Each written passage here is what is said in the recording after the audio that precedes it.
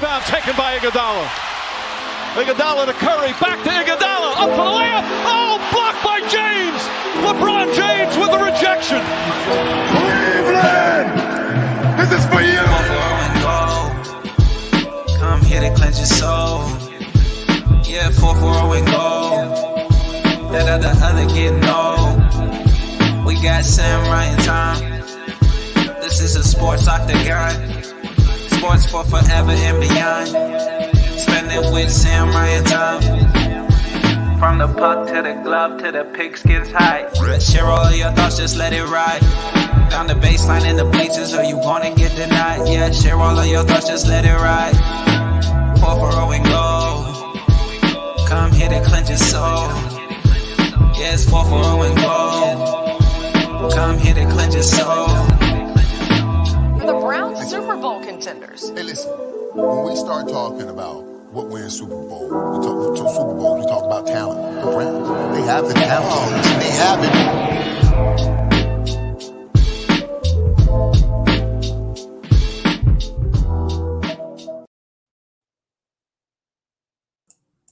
Hey. All right, here we go, guys. A little bit different tonight than our normal. Unfortunately, Ryan can't be here right now, so he's got some other stuff going on. So we are going to have to run a tag team instead of a trio tonight, which is okay. I mean, that's how it goes. So I am Sam with the cup. I'm still going to hold true to that tradition. I know that much. And the man next to me is Tom. With the Puro water. Get this weight loss. Hey, what's going on, Sammy? Well, I mean, we got a lot of stuff going on. We got a lot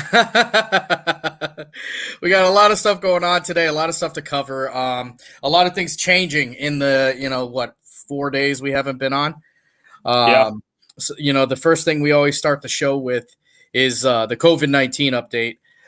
So we will definitely start with that. At this point, I'm going to kind of just switch over and show my screen to the numbers. And everybody watching, I'm going to ask that you bear with me because I am no producer. So I am, I merely, learned a little bit. So I will be much less entertaining than Ryan on this.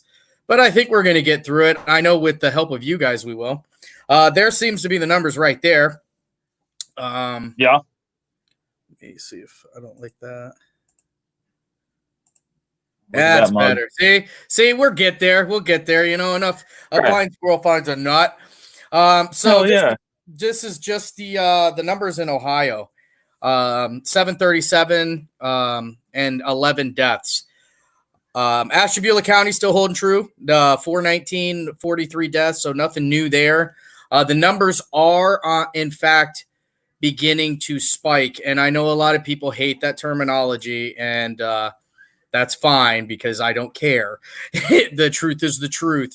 While they're not the 600 or 700 that we have there is actually better than the 2 days prior to it, because 2 days prior to that, we were between 800 and 900 cases every day.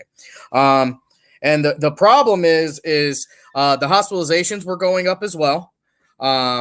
So with the hospitalizations going up, that shows that it's not just the fact that they're testing more people. Granted, they are testing more people. So, hey, hello to AJ Long, Jessica Torres, Ramon Rivera. I see my good friend Mark Roth watching, Nick Billman. Thanks, everybody, for tuning in. As you can see, we're down one of our guys, so I am going to be super, super reliant on our crowd participation tonight. Get out here and talk. Let us know how you feel. This show is going to be a lot more freestyle than normal. So we're coming off of a great show with Sconey. On Friday, we are trying to line up a great guest. We haven't got to talk to them for sure yet, but when we do, we're going to make an announcement. So this Friday, we've got another one coming up.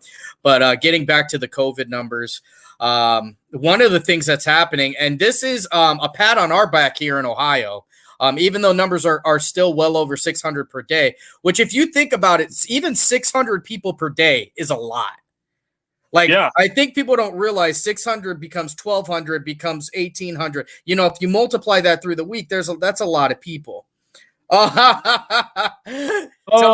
hey. Tony Williams, I see you too. Everybody go check out Morning. Tony. Head Bussa Gaming. He has his own gaming channel. I actually peek in on there to learn how to play Madden because I suck. We got Coach Joe Rich in the building. Hey, how are you doing, Coach? What up, Coach? Hopefully that knee is getting better so you can just start kicking those kids' ass down there in Florida. But one of the things I do want to at least touch on tonight is so California, Arizona, Florida, Texas, all re-shutting down bars. California and Arizona are also reclosing gyms, water parks, large groups over. I think the large groups there are over 50, which means basically no more parties. Not to mention they're closing movie theaters, they're closing indoor amusement parks. Any amusement parks are being closed out there. And then Arizona is calling for all those things to be closed for a minimum of 30 days as of yesterday. So as of 30 days as of yesterday, but as you can see what we have written here, in 29 days, Arizona is supposed to host football camps. Yeah. So, there again is, nobody wants to, I'm sorry to hear that, Coach. Nobody wants to talk about the fact that there's a really good chance that NFL could not happen this year. But there you go, right there. This is something that I've been saying since the beginning, and I understand that I have I have a reputation as Chicken Little, and that's okay. That's fine. The sky to me was falling with COVID-19, but I think people got a little bit too comfortable too quickly. And the numbers are showing that, like, everybody is quitting, and it's all about liberties and stuff like that. And I think we have both gotten on a soapbox for that your liberty to go out and just randomly fraternize with other people doesn't overtake my ability to go to the grocery store and not catch a deadly disease, whether it's deadly to me or one of my family members. Oh, absolutely. So I was part of a golf outing over the weekend. Really, really good golf outing, actually. And we decided, a couple of us, to go to Sportsters afterwards to kind of get in a better frame of mind because we were a little incapacitated. So you want that greasy bird. Yeah, typical golf outing stuff. When I tell you that people were just on your shit, like on me, when I left there, I was like, well, I got COVID. Like, no, listen, joke, I wasn't being funny. Like for real. Like, those assholes just weren't nothing. No, it's asses to elbows, whatever you want to call it there. It's everybody. It's been packed down there every week since it opened. I knew that's what was going to happen. It's not an area where people follow regulations anyway. They didn't follow fire codes before there was a deadly disease out there for you to catch. I didn't expect them to do it now. And this is one of the reasons why I think, hey, Mark Roth, one of my buddies, one of my fellow hyperbaric friends, this is one of the reasons why restrictions have to be put in place, because left to their own devices, I know it sounds terrible, but people always make the wrong choice.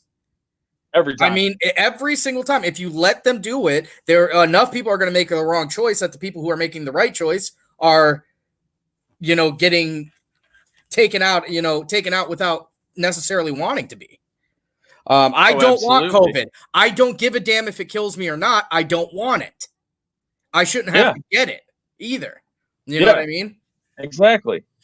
And I hate this analogy that's going around right now. Like, oh, well, you guys weren't alive for it, but like when the 80s and stuff, when the AIDS crisis, HIV crisis came around, like, nothing was getting shut down then. This is no different. I hate that analogy because it's the wrong analogy, because with HIV and AIDS, it's a behavior that you engage in. You choose to share dirty needles or do it raw.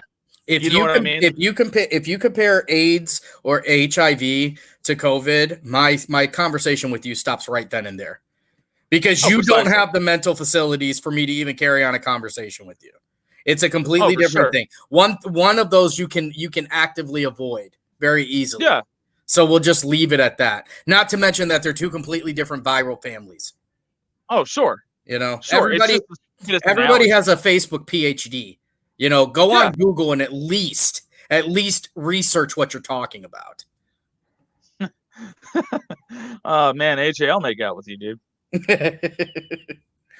I'll do it. Gonna move on here a little bit. So, speaking with the COVID, 16 NBA players testing positive for COVID, including Denver's Nikola Jokic, Brooklyn's DeAndre Jordan, Indiana's Malcolm Brogdon, and Sacramento's Jabari Parker. So, here again, we've got younger guys catching it. Some of them are, I believe, the only symptomatic of the bunch there was Jabari Parker. Jabari Parker was the only symptomatic one. Yeah, so he's the only one who's symptomatic, and here's the other thing that I can't wrap my head around. So they've come out already, and they said that it's not very easy. It's not very easy to get COVID from people who are not actively sick, which is a great thing. I hope that to be true. Yeah. If that was the case, though, how is this spreading amongst people within these tight NBA circles? Because they're asymptomatic, yes, but it's going through. Correct. How is it passing through? How does Put-in-Bay? How are they able to tie 7 cases to a bar in Put-in-Bay? How are they able to tie 18 cases to a bar in Florida? If it's asymptomatic, because I can promise you, even the bravest of the brave is not getting within coughing distance of anybody. Or if they do, or if they have people coughing around them, they're going to move away. You know what I mean? So I'm not so sure what's going on with that either. What do they say? The haters will say that it's fake. The haters will say that the test results are fake. But here's what I can tell you. It's not. I've seen it. Luckily, the hospitals are ready for this influx as of now, if it doesn't go over what they thought, because we know the other enemy in this whole thing has become modeling. Because if anything you do is based on modeling, then it becomes pseudoscience, right? Yes. But they, you know what I mean? Like it's ridiculous to me. It definitely is, man. And going with the COVID a little bit with sports, so I did want to touch just like an hour ago, 3 New Orleans Pelicans tested positive for COVID-19. So that's a new thing. The NBA wanted to get the Pelicans into that bubble real bad, and now you got three of those players. But totally different sport. Golf just had 5 guys on the tour positive for COVID-19, and Brooks Koepka and Webb Simpson are now pulling out, who are 2 big name golfers. If you guys don't follow golf, those are like 2 of the faces of the sport. When you start seeing like Rory, when you start seeing Bryson DeChambeau, Xander Schauffele, those guys pulling out, it's going to be real serious. Do you want to talk about a sport that is chocked full of older gentlemen? Yes, that's what I was about to get to. Yeah, it's going to be bad. So I really think that golf is going to stop here soon, and I'm going to be pissed because I've never been happier to have golf back on, man. Oh, I'm going to be crushed. Here is my ultimately why I am so very, very disappointed in the upcoming events, because we're gonna touch that a little bit right before the break. Actually, you know what? I'm going to put a pin in that. The next thing we should probably talk about is J.R. Smith to the Lakers. Anything is possible. Anything is possible. Listen, J.R. Smith is the dude that they can't kill him. He cannot. He will. You know what though? The thing is I've liked him since he came into the league. Since he was a Denver Nugget. Anything is possible. Anything is possible. This is water. He had Puro. Remember, he showed y'all.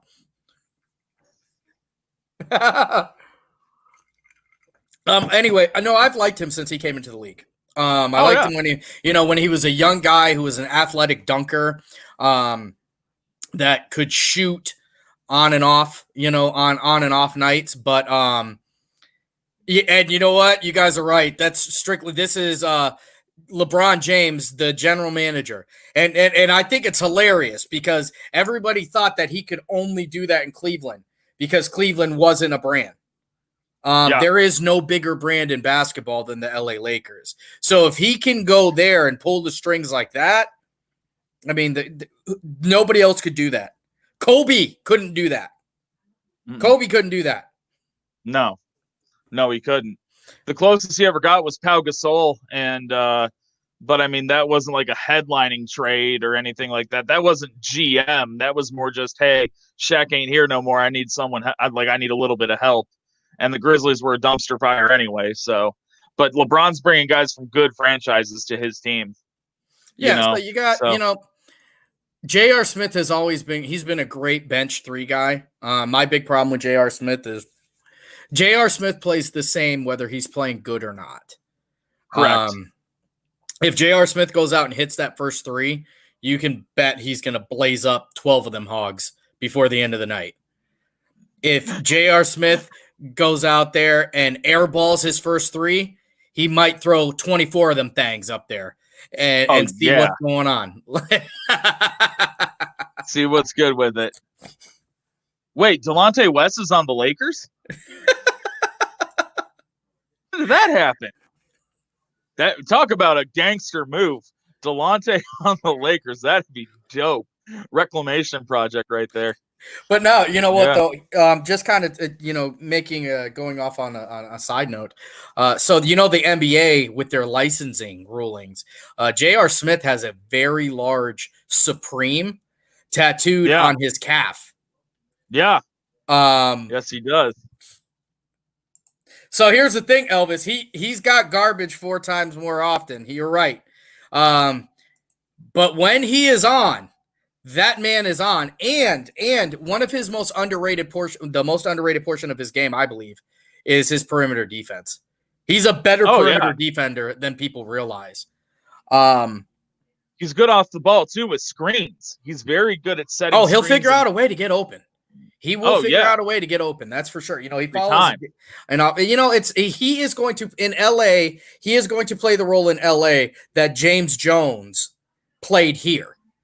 Yep. If nothing else, he is going to be kind of the middleman for maybe some of these younger players to get through to LeBron. And I think that's one of the things LeBron understands is like he only has there are very few people he can deal with when it comes to trying to make his basketball team and trying to make his basketball decisions. Trying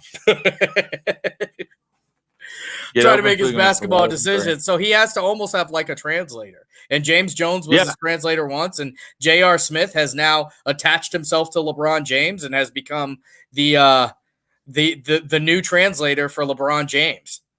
Oh yeah, absolutely. Like you might have Kentavious Caldwell-Pope, you might have Danny Green, Alex Caruso, Dion Waiters, but none of those guys possess the ability that J.R. Smith does of, as you said, Sammy, catching fire and staying on fire. Well, Pope and those guys are consistent, but they don't have that fire ability that Smith Danny has. Green is a funny instance because, like, do you think that you think there might be some he might be a little pissed off because Danny Green was absolute garbage juice when he was in Cleveland?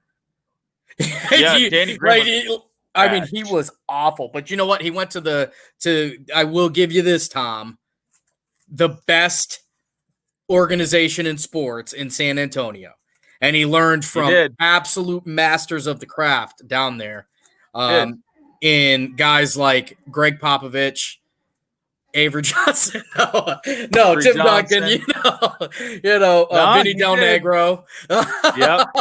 Yes, but he learned from class acts, guys like Tim Duncan. He did. Even Kawhi at that time was really who you wanted to base people off of. And he becomes a primetime player down there. He's not a primetime player, excuse me, but he becomes a very good piece down there. His shooting gets to the point where he's going to have a spot. And that's one thing I don't think, people realize is like a good 3-point shooter will find a spot on a contender no matter what.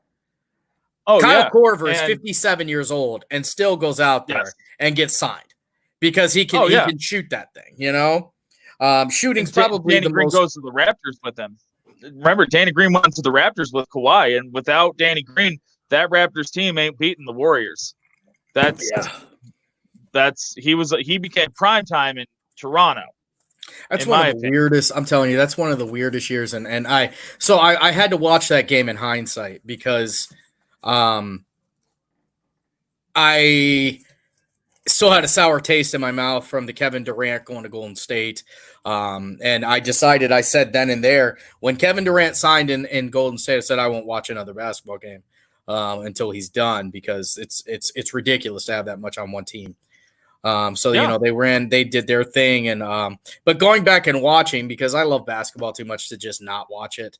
Basketball and football are probably the only two sports that I actively make it a point to watch. Yeah. If you shove baseball in front of me, I'll watch it, and I will be intrigued by the time playoffs comes around. But basketball and football, obviously, I'm going to go out of my way to watch it. But going back and watching that team, it was very cool to watch that Toronto team kind of turn into that championship team because they didn't start the year off super hot. And Kawhi Leonard went in there, and there was obviously some growing pains. And there's a much different. It's a much different type of basketball playing with Kawhi Leonard than DeMar DeRozan and even Kyle Lowry running the team because when Kawhi comes in there, it becomes his team. Without a doubt.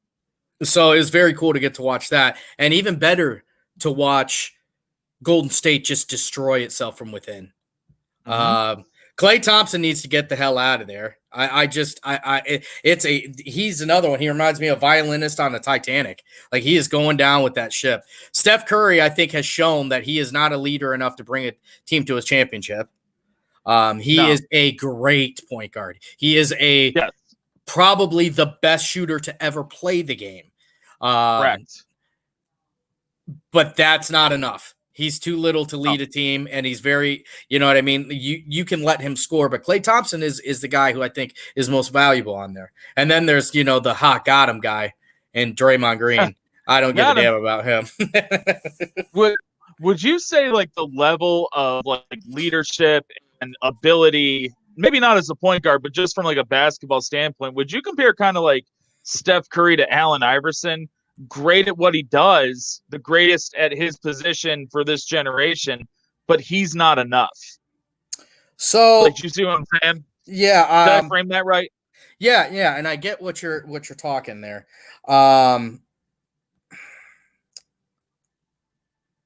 So the comparison in that their game isn't well-rounded enough, I can see that, but I can't compare that because Iverson did more than Steph Curry.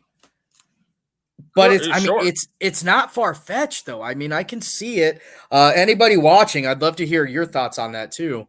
Allen Iverson and Steph Curry, do they suffer from the same, ailment with that? They're just not enough. I think you can not think, but I know for a fact you can put even prime Carmelo Anthony in there. Prime Carmelo Anthony is one that that he could score, he could light the scoreboard up, but they're still not going to win. A case can be made for Kevin Durant too. Kevin Durant is a freakish athlete. Kevin Durant is probably next to Giannis the most unguardable in the NBA. Kevin Durant has shown he can't do it by himself. He's got to go to the best of the best to win. And I don't think people realize, like, that Oklahoma City team was tough. James Harden wasn't just a bench player at that time. I mean, he was coming off the bench, but I always said he came off the bench like Manu Ginobili came off the bench. Yeah. He was just not a starter by name, but there was no question of who you need, who was the star. And you're right. It's the NBA. You need 3 to 5 all-stars. 3 to 4. You need 3 to 4 all-stars. So I want you to name the 3 certified all-stars on that 2016 Cleveland Cavaliers team. I want 3 certified all-stars without a doubt, because I'm going to tell you, they don't exist. There might not be 3 certified all-stars in the entire Cavaliers history. 3 certified all-stars in the Cavs history? I can think of 3. I can think of 3 that I can for think of sure you're 3. going to put on. LeBron, Yep. Zydrunas Ilgauskas, Nope. Brad Daugherty. LeBron, Price, Daugherty. They're the only ones that you can say without an argument. Zydrunas gets into the All-Star game the year that we host it, because I think the only thing he led the league in maybe was rebounds that year. And anybody watching, if you know why he got in that year, tell me. Sean Kemp is somebody that gets brought up. Sean Kemp, by the time we got him, was fat and over the hill. You know what? I'm sorry. So Kyrie is a certified all-star too. Kevin Love, I will never, ever, ever, ever, ever in 1,000 million years say is a certified all-star. Kevin Love is a step above and a role player. Yeah. If Kevin Love wouldn't have lost all that weight, if Kevin Love would have looked like you and I, yep, you know what I mean, and went out absolutely. there, he'd be an all-star. He'd be an all-star because he could bang. Team Chubby. Yeah.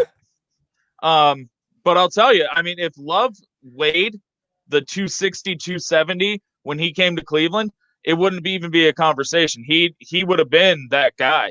But he had to lose all that weight. He had to get on his pretty boy shit for LeBron. Yep.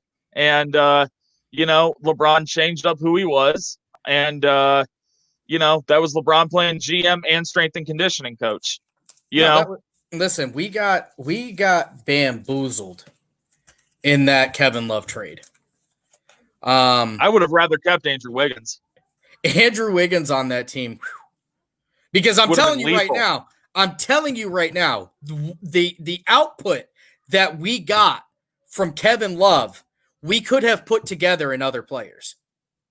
Oh, yeah. We could have gotten that from other players, because Kevin Love, the entire time he's in Cleveland, never a knockdown shooter. He could make it. He was on the verge of becoming a stretch 4. Yes. His defense, everybody thinks his defense was so great. Even the defense he put on Ricky Davis. Ricky Davis is Mr. Cavalier. Mr. Triple-Double. No, but even the defense he puts on Steph Curry in the finals there is absolutely suspect. I mean, I'll never listen. The Kevin Love we got was like we bought him from Wish.com. Yeah. So we didn't buy Kevin from Amazon. We got him from Wish.com. He came 3 weeks after we traded for him, and it was just kind of the same. He was the Soulja Boy video game console. Yes. Remember that thing? Yeah, he was. Yeah. He wasn't Captain Crunch. He was Cocoa Crunch Parrot guy. Yeah. Like, put it this way, if Kevin Love was in the cereal aisle at Walmart, he would be in a bag, not a box. Oh, he absolutely would have been. Okay. The bag you got for $2 at After School Discovery. Yes, 100%. 100%. And I mean, we had to do it. I understand why we did that at that time. LeBron James will go down probably as the biggest diva of all time. Shaq is so Shaq. I have a hard time giving Shaq's credit in Cleveland because he was so far past his prime. And that's the same problem I have with Kemp. So Shaq as a center is my favorite center of all time. I understand that Kareem is better. I understand that Hakeem Olajuwon was, a far superior guy in the post. No, but there will never be anybody with that much size, strength, and when he was in Orlando, athleticism as Shaquille O'Neal. So Shaquille O'Neal's weight is what holds him back. But, like before he gets to the Cavaliers, Shaq was the best center in the league. What, 10 years? Yeah, 10, 11 years. Without a doubt. Yeah. He got to learn from the best because I personally believe that from 89 to 99 is the best ever, the best time ever for centers. Yeah, without a doubt. You know, you had guys like Hakeem, Patrick, Alonzo, Dikembe Vlade Mutombo, Vlade Divac, Mark Eaton. People don't give him credit. The Flying Dutchman was tough. Oh yeah. You know, there were the big men during that era. Z David used Robinson. so David Robinson, who's another one. Z, I will absolutely give you on that. Zydrunas Ilgauskas feared absolutely nobody. And it didn't matter if he got blocked 15 times, he's coming right back at you. And he's gonna foul the piss out of you every time you go up. So I love that. Oh yeah. My favorite of that era is definitely Patrick Ewing. Dikembe Mutombo, I always thought he was kind of nichey. You know, he was all blocks and stuff, but I was wrong because I had to go back and look at him play. And Dikembe Mutombo was actually not as bad as I thought he was offensively. No, he wasn't bad. I will say offensively, footwork wise, best center I've ever seen is probably Hakeem Olajuwon. Mm-hmm. Oh yeah. The shimmy master. The Kareem Abdul-Jabbar that I got to see was old and decrepit already, so I don't put him up there. I never saw Wilt the Stilt, so I don't put him up there. You know, it's those guys, and it wasn't just at center either. The 90s was a beautiful time where a 6'7" guy, Zion Williamson, was a legitimate power forward.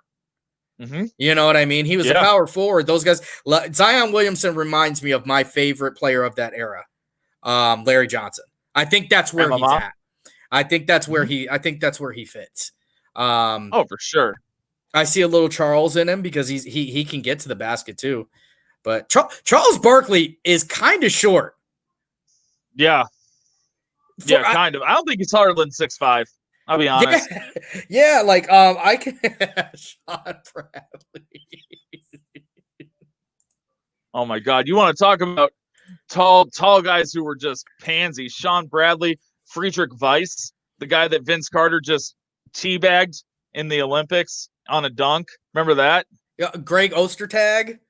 They had a oh my God. There were guys. So every team, Great White Hope. Every team had, you know, some super big. You know who I'm forgetting to as well, and here's he deserves his credit is and I might be mispronouncing this. I apologize in the beginning. It's Arenas Sabonis or Ariana Sabonis. Arivish Sabonis. I only know him as a Portland Trailblazer. I know that he is who a lot of people credit for Europeans, that European block of the world taking on basketball. Another one that in my adulthood. So when I was a kid, if you weren't Shaquille O'Neal and you didn't rip backboards off the rim or the rim off the backboards, you sucked. So there was a lot of guys I thought sucked. Him being one of them too. But he was a big man that could shoot the ball. He could actually shoot a 3-pointer too, which you didn't see at that time. No, you didn't. You know what I mean? Ball tried. Yeah. Well, Manute Bol has a better 3-point percentage than you think, which is funny. No, he was just good. Ridiculous that he. You know what I mean? Manute Bol in today's game, people wouldn't even blink. You know, bat an eye at him. Oh, he'd be way more valued. Derek Coleman was another, and Derek Coleman hung around the league. But Derek Coleman, if you remember, he was supposed to be a franchise guy. Derek Coleman was supposed to be the franchise guy. And I mean, it didn't work, but he ended up holding it together. Yao Ming is a curious case for me. God, I miss Yao Ming. I never liked his game. Oh my God. Never liked his game. I never liked it. I always thought it looked sloppy. He kind of every shot he ever took looked like it went in on accident. He was the first legitimate 7/7-2 guy I can remember. Yeah. Like I looked at that guy and watched him line up against other people, and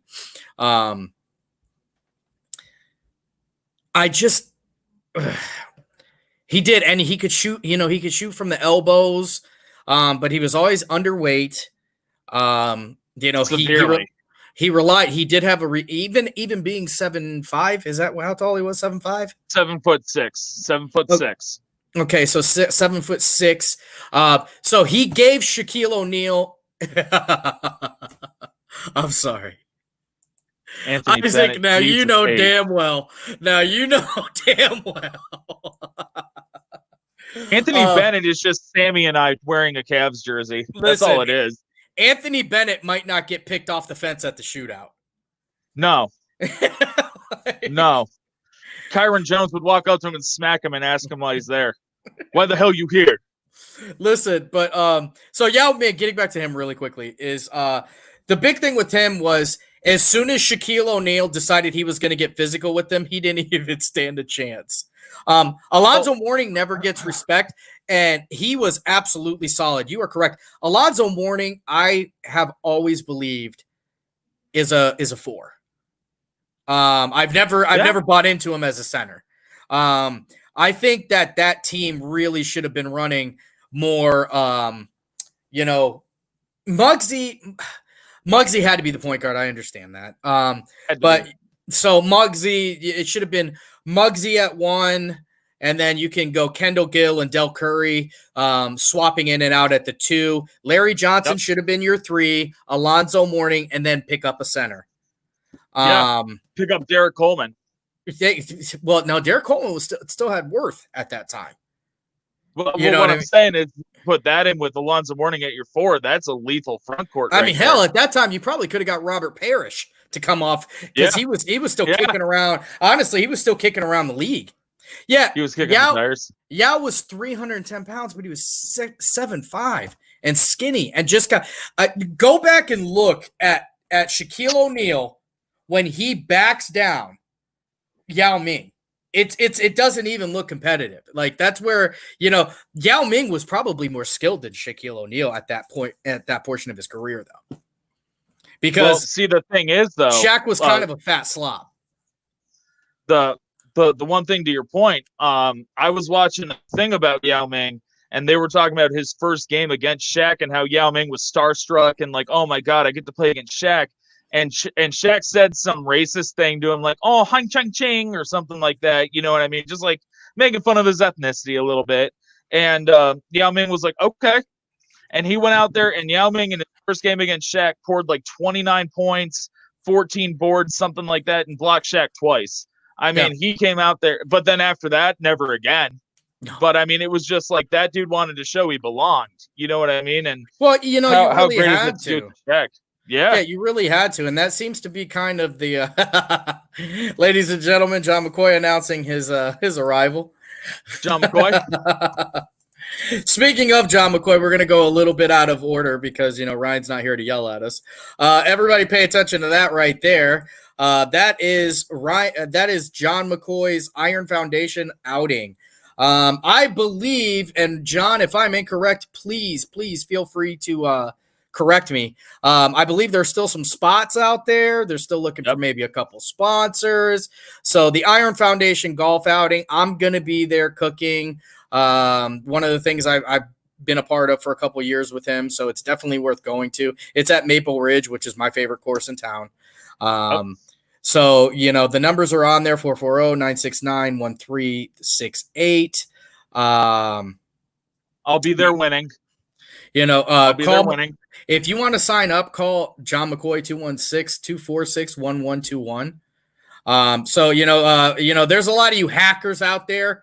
Go out there and support a good cause. It's for the Iron Foundation. If you don't know what the Iron Foundation is, go down to Walnut Beach. You're going to get to see some calisthenics park that I helped him put in down there. He never says that, but I had to help him while everybody else looked at us like we were idiots. It's down there, and he's trying to fund some more of those for some community outreach out here. So it's a good cause. But getting back to NBA talk, which I'm kind of glad we went off on this tangent because that's really one of my favorite subjects to talk about. But then again, we don't have Ryan here to yell at us when rules. Dad's not here. When the cat's away, the mice will play. Oh yeah. Going back in that time though, you've got so Hakeem never really got a lot of credit for me until I was older. Because I didn't like the finesse game. When I was a kid, when you're a little kid watching somebody dunk on somebody, you think they're the best. You really do. Yeah. Oh, 100%, dude. But I mean, Penny, for God's sake. well, Penny's my favorite. AJ brings up a good point. AJ brings up a really good point. The Rockets beat the piss out of the Magic in the finals, like where everybody was doubting if Shaq was really that guy. And I think that plays part because I think that ass whooping he takes at the hand of the Dream is why by the time he gets to LA, he's a phenom. You can't do anything with him. That first year in LA, Shaquille O'Neal was a monster. Kevin Garnett. You know what? Marcus Pearson. That is a great Kevin Garnett is not a power forward. Kevin Garnett is a center. He is a center. He never wanted to be a center. He's the first person I know lying about his height in the opposite way. Yeah. When he got scouted, he didn't want scouts to know he was 7 foot tall because he knew if he was 7 foot tall, they wouldn't let him dribble the ball. Correct. He said he was 6'11" and a half. Yeah. Kevin Garnett, great player. I mean, can we talk about that Minnesota team? Like how much talent goes through Minnesota at that time? How does Minnesota not push one through? I'm going to tell you how they don't, because they had to go through the Lakers. Or at least get close. I don't even remember them in a Western Conference final. They made it to the Western Conference Finals 1 year. Okay. Shoot. I don't think it was the 04 Okay. 04 Western Conference Finals, and they played the Lakers, and they got bamboozled. I mean, you want to talk about someone getting ran through? They got ran through. It was bad. Oh, that's their good team. That is their good team, though. So that is Kevin Garnett, Latrell Sprewell, who's super underrated. I love Latrell Sprewell when growing up. He was another one of the he played a street ball-esque game, which always excited me when I was a kid. But another name on there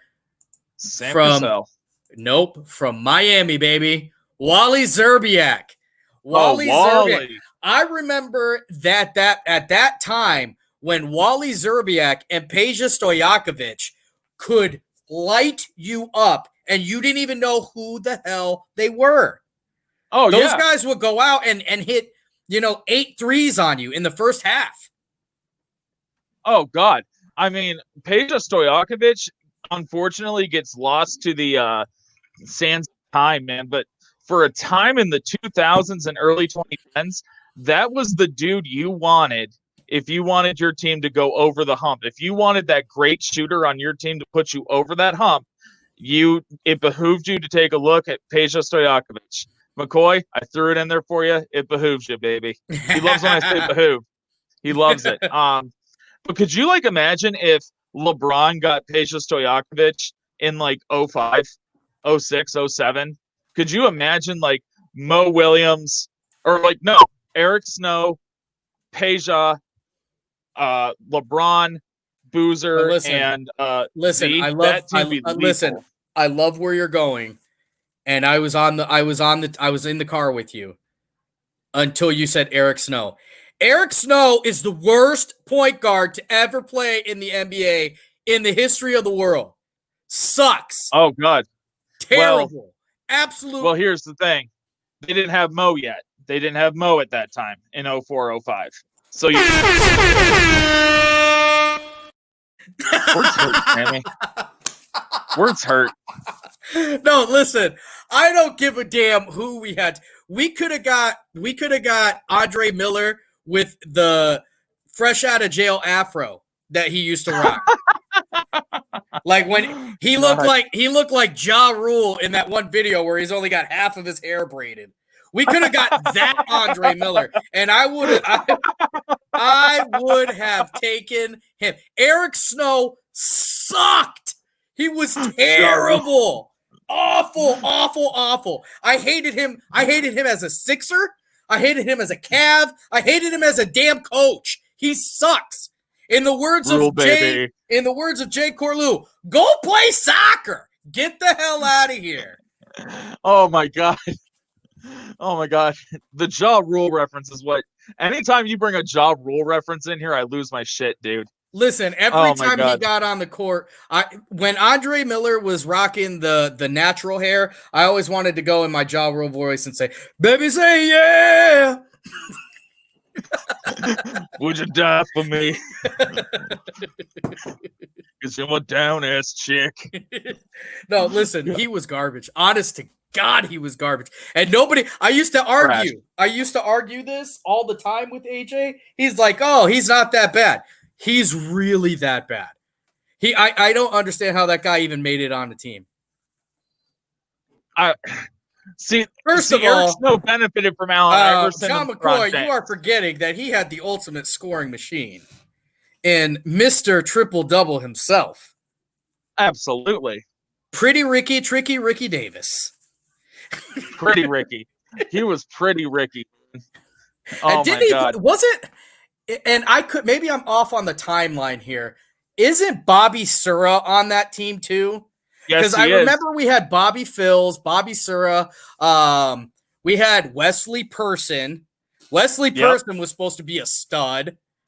David Wesley. We had David Wesley. Sagana Jop. Ruben Boomjay. David Wesley looks like Golem from Lord of the Rings. His ears. David Wesley's ears are open like car doors. It's the most ridiculous thing.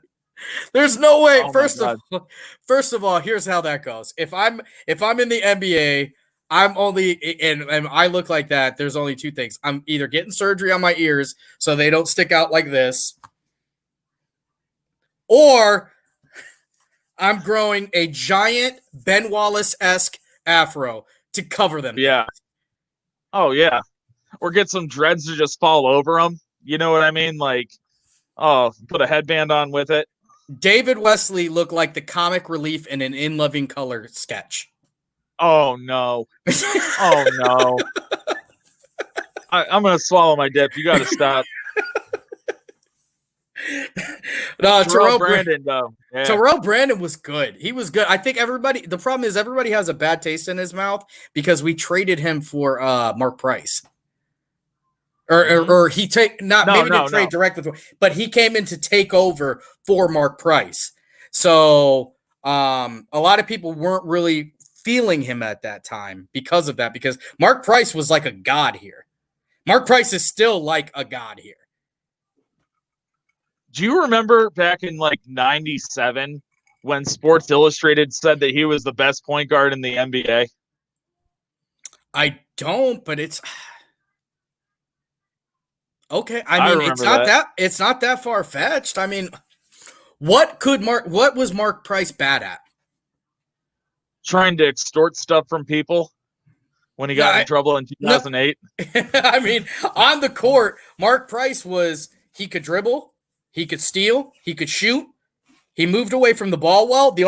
His only downfall was his size. Yeah. Well, I mean, and I think it was like 96. Well, it was the year before Sports Illustrated said that he was the best point guard in the NBA. I mean, that cat was averaging like 19, 4, and 6 a night, man. I mean, he was putting up like rookie Kyrie numbers. Like when Kyrie was doing like that 19-6 and we were anointing him as the second coming of the point guard. I mean, I'll tell you what, Terrell Brandon wasn't bad, but you're right. People had such bad taste in their mouth because we selected him, I think it was 10th or 11th overall, and we were replacing Mark Price. I mean, a legend.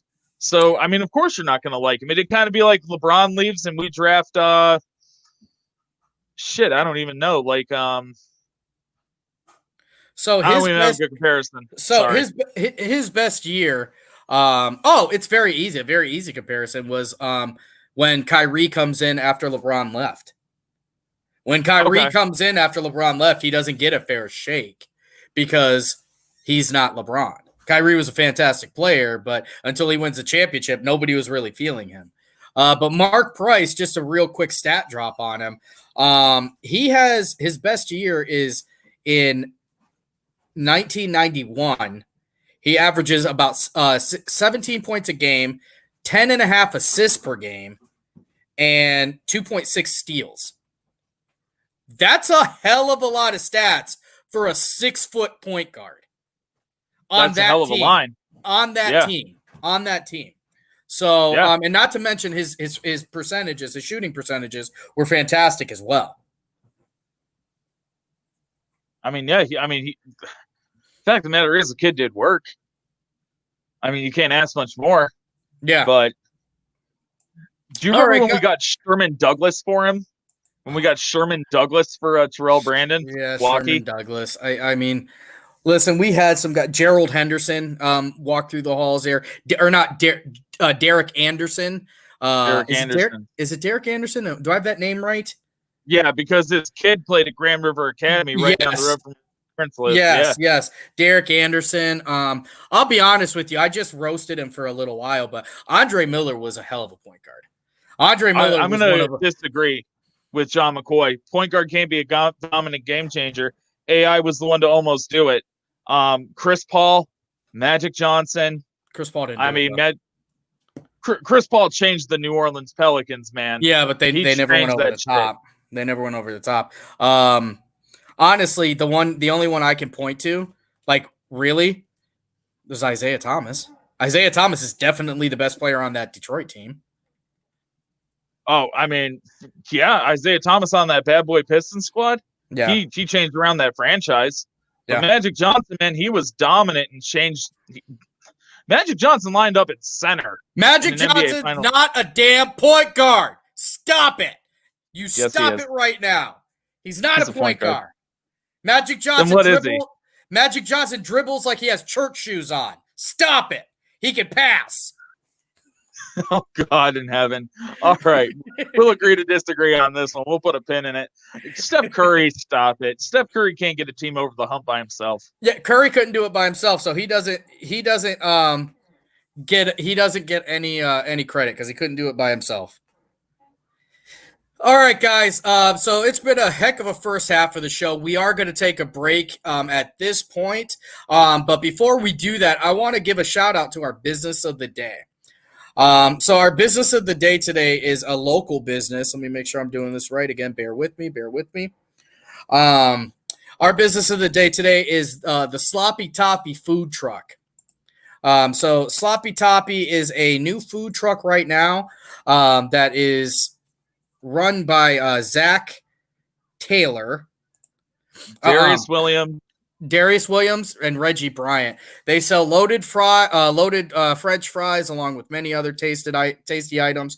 So honestly, everybody, these guys are out, these guys are about. I know he has been working on food for a very, very long time. I've talked to him for years. This is something he's been working on, trying to get off the ground, and I'm very, very happy for him to get this thing moving. So Zach Taylor, I'm going to take this off the screen so you guys can get a full look at the logo. Zach Thomas, Sloppy Toppy food truck. You're going to find them on Facebook because their location is changing. They go throughout the community right now, and they're parking next to businesses around and just selling their delicious food.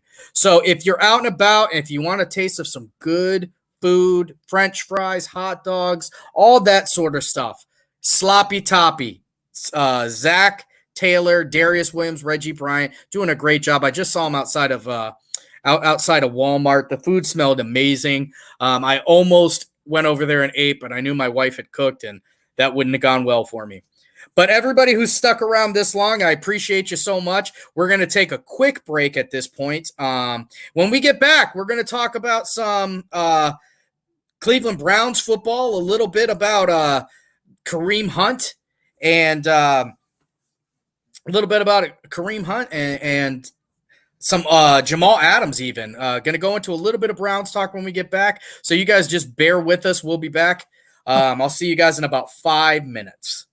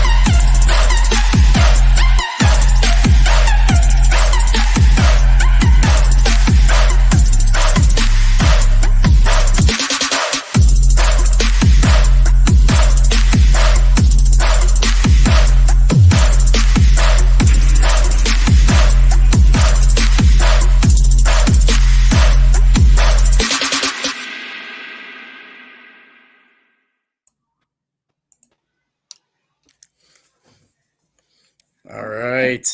Guess what, Oh, folks? boy. We got our guy back. There he is. There he is. Am I unmuted? Yeah. Yeah. I'm back live. I'm live. I missed an hour. My Late bad. to class, but he's here. I made it. Better late than never. That's right. Especially after I seen it says stay tuned after the break for Brown stock. I can't miss that crap. So Ryan, what you're saying is you were watching. No, actually, I was not watching. I was at home doing some stuff, and I said, you know what? Yeah, I'm hopping in. Becky's doing some work or something like that. And we finally got home, and I said I'm just gonna hop in with them. I know I did scrolling through Facebook real quick, and I seen that you guys were on, but I didn't click into it. But I seen what time it was, and I figured if I went now, it'd be perfect timing to hop in. So I'm reading John McCoy's stupid ass comments like always, but nonetheless, just coming in hot, baby. No big deal. So I got a question real quick. Why is it, am I the only person here that anytime I see the Sloppy Toppy logo or whenever I hear someone say Sloppy Toppy, does anyone else think of the Yang Yang Twins song Laffy Taffy? For some reason, I just think of Sloppy Toppy. That, the my Sloppy friend, Toppy. is What is the Sloppy Toppy logo, anyways?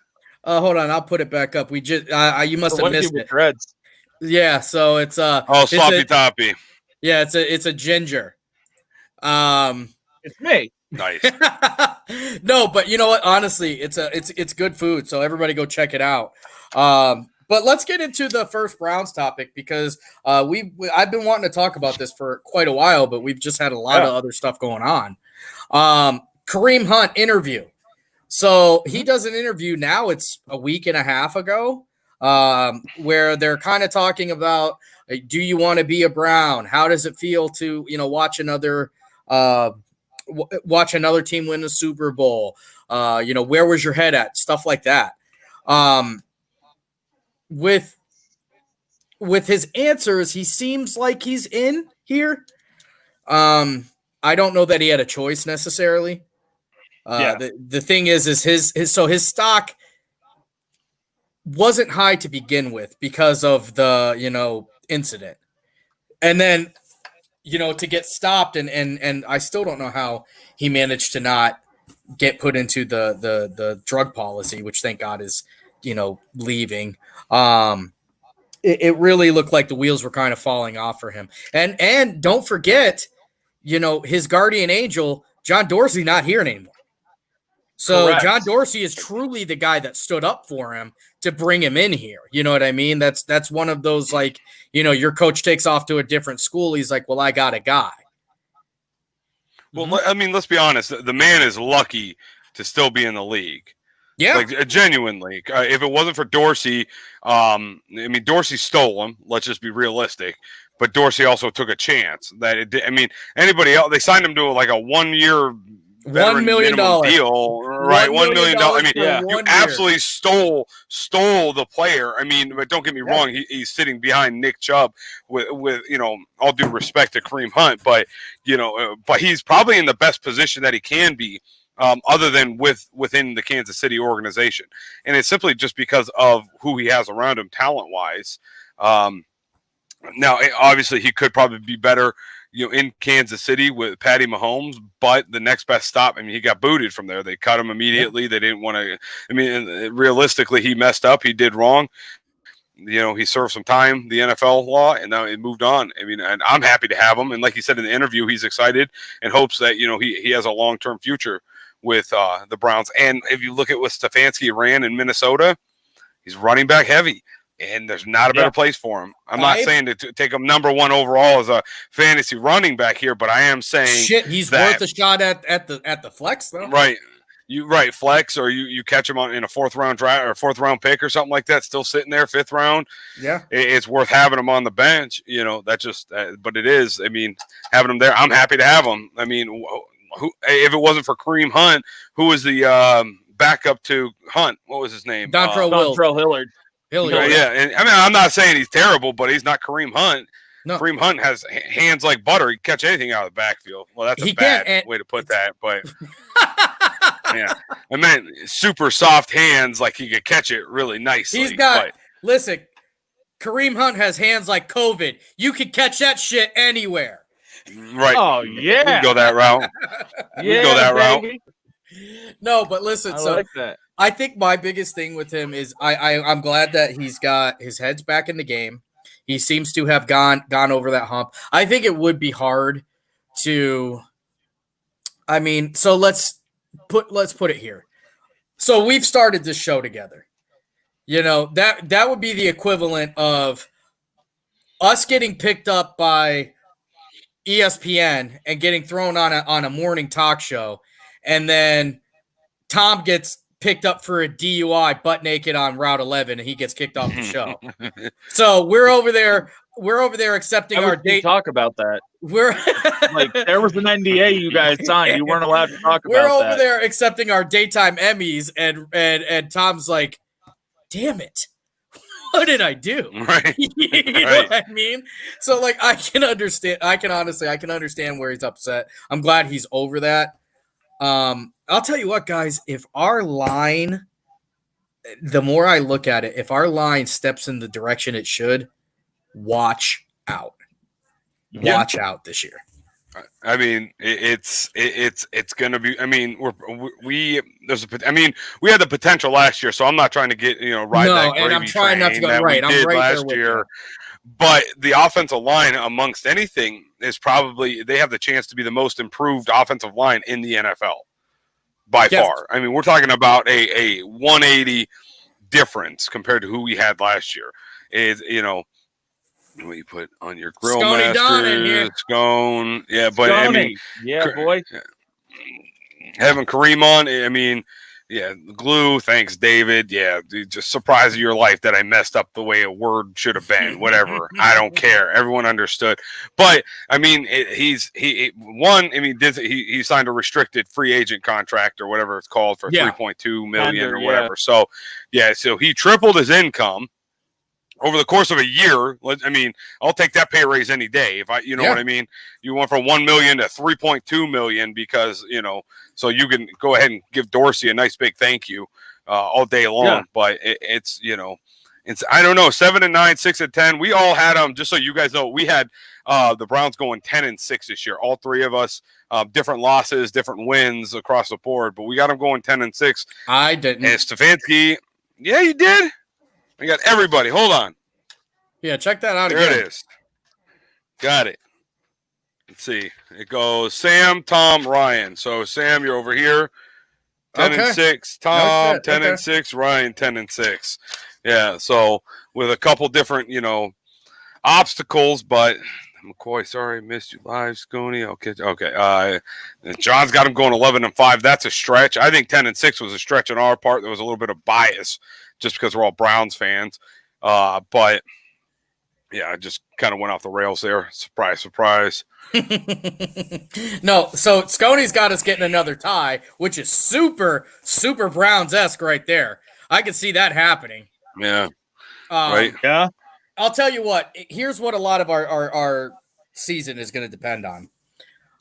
Number one, first and foremost, how elite is Lamar Jackson going to come out and be this year?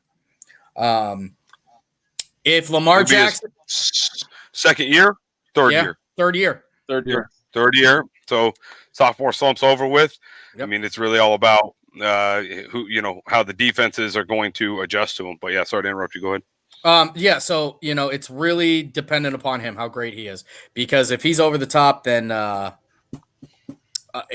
winning the division. They're probably going to win the division anyway. I personally don't believe the Steelers are going to be jack shit this year.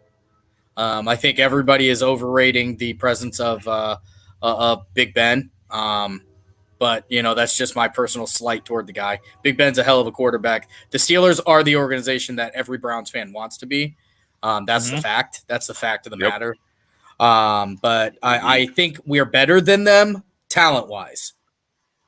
Top to bottom, I think we are better than them. We'll see if probably better than 75% of the NFL talent-wise. I would say maybe not 75, but 50. Hell yeah. Absolutely. I think we're better than half the NFL.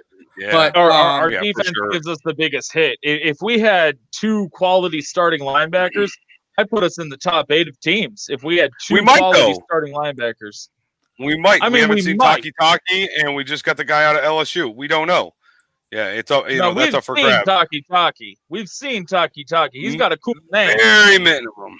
Did a very minimum last year. no, you know what? I agree. I think Taki. I think people are Zach Taylor, who is the business owner for our business of the day today. Hopefully, you got to see us do a little spot for you, man, on your food truck. But Yeah, that's sloppy. Wait, I gotta ask, David Rivas, are you a Steelers fan? Yes, I he think is. You are. Things I are think- like the dominoes are following, and I understand more about you every day. That just Dominoes it's are just following? making more sense. No, the dominoes are falling, and I'm getting him more. I'm just like, you know, that's like one little click at a time. so that's a good Yeah, who wants question. to brew? And No, I'll argue actually, this all day. we can do a quick one, a punt or grunt on that, because I want to show off my. I feel like a little kid when you draw something, This is sexy. and when you draw something, and you got to show it off, even though it probably sucks. But hold on. So we're gonna do a punt or grunt. Baker Mayfield.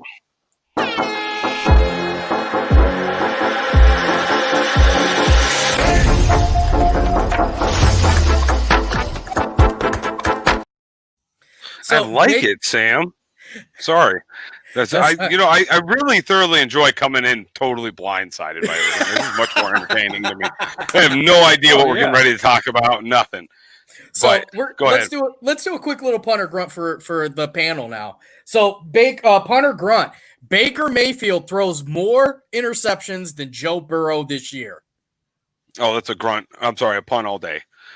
He won't have the opportunity to do it because if he goes into 5 games with 10 touchdowns and 12 picks, that cat's out, and we're going to see Case Keenum. That's a grunt all day. Or, I'm sorry, punt all day long.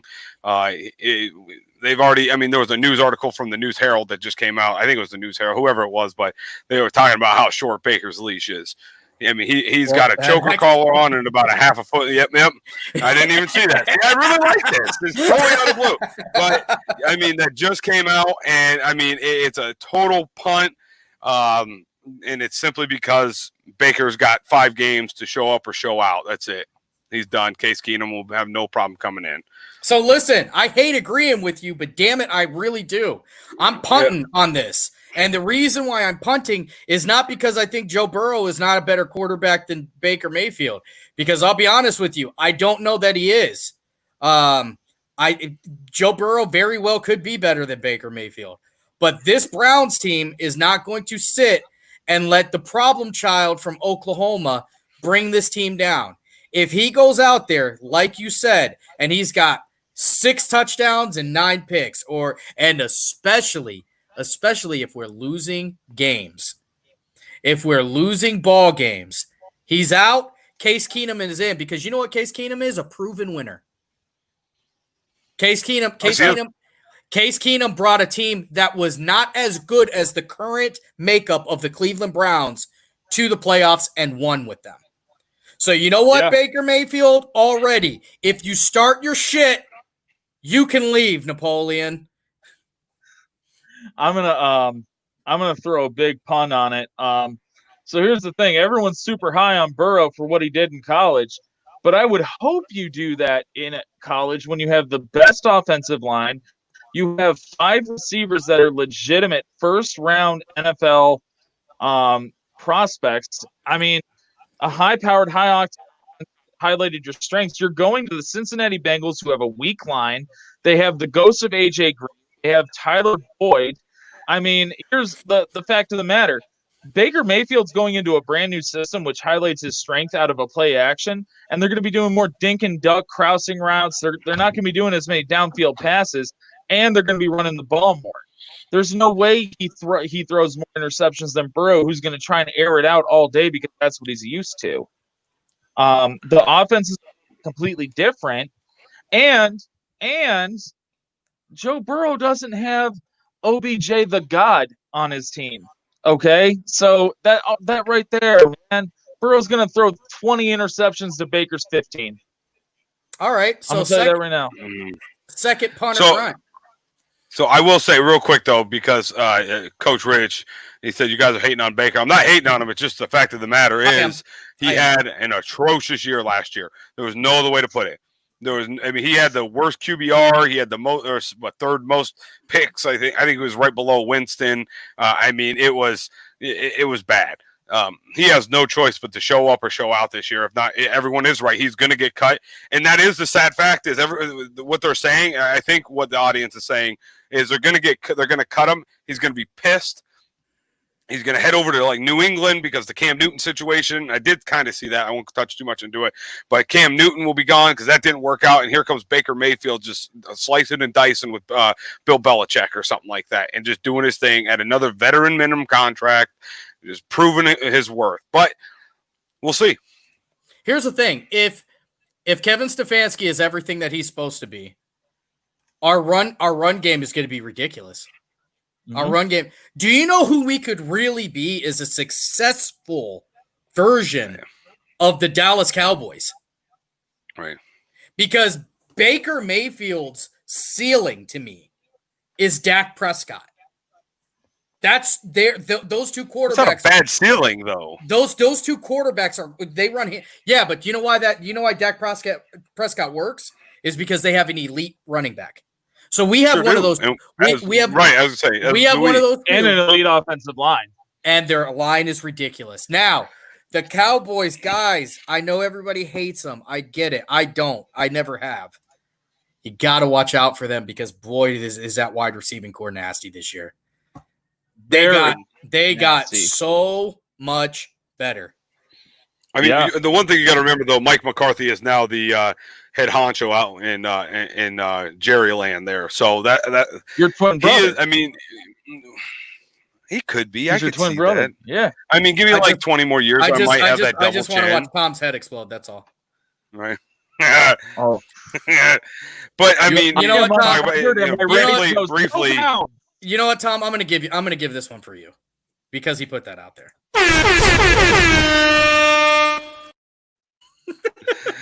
Good God. But I mean, and then a little bit with John. John mentions on here real quick. He says, you got to gel. And he's right. I mean, we had Freddie Kitchens who threw everything but the kitchen sink into the playbook and nothing worked. I mean, if I recall, the man, it was like 3rd and 13 or something like that. And he ran like 3rd and 26.